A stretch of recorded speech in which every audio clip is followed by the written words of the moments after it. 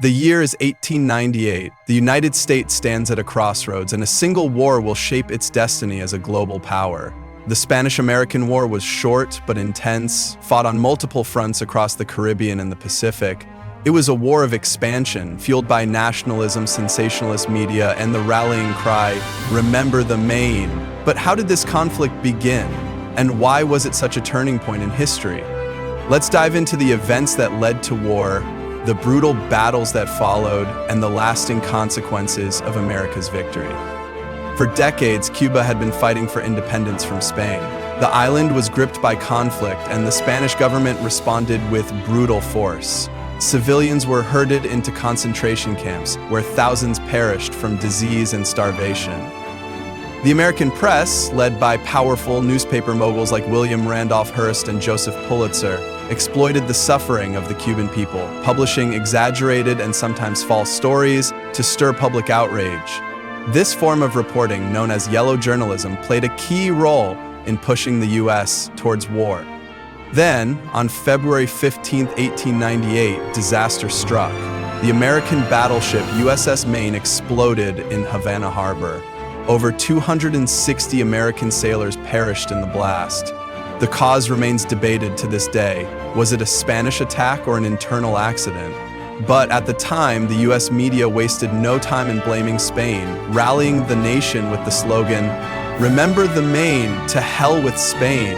In April 1898, the US declared war and the fighting began.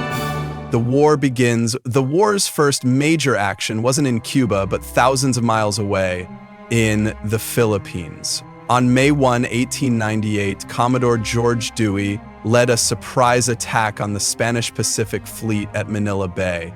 Under the cover of darkness, Dewey's fleet of modern steel warships entered the bay.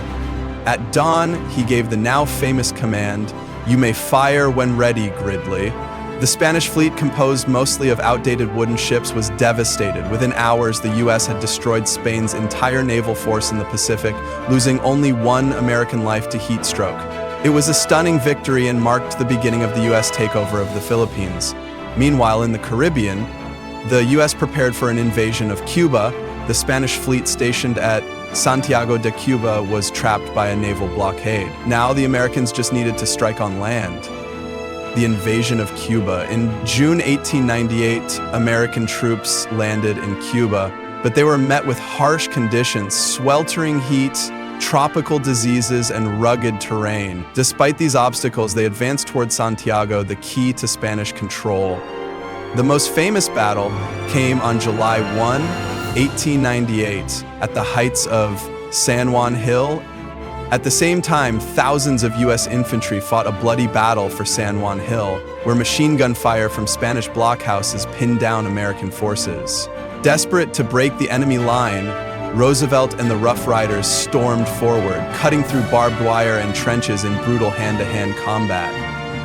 Finally, after fierce fighting, artillery barrages, and relentless charges, the Americans seized the heights. The Spanish were forced into retreat, and Santiago was within reach. The final blow. On July 3, 1898, the Spanish fleet at Santiago made a desperate attempt to escape the American blockade. As soon as the Spanish warships left the harbor, the waiting U.S. Navy opened fire. In a brutal, hour-long battle, American warships obliterated the Spanish fleet. One by one, Spanish vessels burst into flames, sinking beneath the waves. Thousands of Spanish sailors died or were captured. It was a crushing defeat. With their navy destroyed and their armies overpowered, Spain surrendered on July 17, 1898. The war was effectively over. A new global power. The Treaty of Paris, 1898, ended the war, and the U.S. gained Cuba, Puerto Rico, Guam, and the Philippines. Spain's empire was shattered, and the United States emerged as a new world power. But victory came with controversy. The U.S. occupation of the Philippines led to a bloody rebellion that lasted years. The war also marked the beginning of America's role as a global empire, one that would continue shaping world history for the next century. Conclusion. The Spanish-American War may have lasted just a few months, but its impact was immense. It was a war of ambition, fueled by nationalism and media influence, and it launched the United States onto the world stage. What do you think? Was this war justified, or was it simply the start of American imperialism?